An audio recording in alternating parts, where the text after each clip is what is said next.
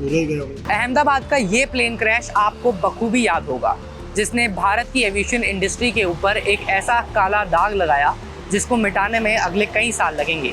लेकिन इसके साथ ही साथ सवाल उठे थे बोइंग कंपनी के 787 मॉडल के ऊपर, 787 ड्रीम लाइनर। उन सवालों का जवाब अभी तो मिला नहीं है, लेकिन 787 पर सवाल और पुख्ता तरीके से उठने अभी भी जारी हैं। टोक्यो के अंदर गए दिन 2 787 ड्रीम लाइनर जहाज बैक टू बैक वापस टोक्यो एयरपोर्ट से उड़ान भरने के बाद उसी एयरपोर्ट पर वापस आकर उनको लैंडिंग करनी पड़ी।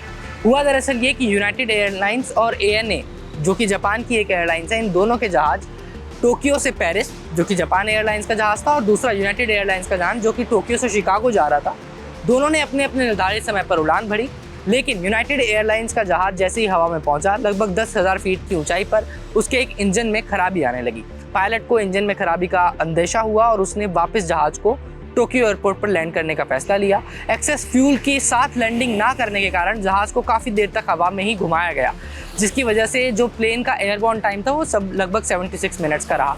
इसके अलावा जो जापान एयरलाइंस का प्लेन था, वो जो टोक्यो से पेरिस जा रहा था, उसके अंदर भी इंजन में कुछ कमी आने की वजह से इसको वापस लैंड कराया गया। इन सारी जो दिक्कतें हैं, सारे जो सवाल हैं, इनका जवाब अभी तक बोइंग की तरफ से नहीं दिया गया है।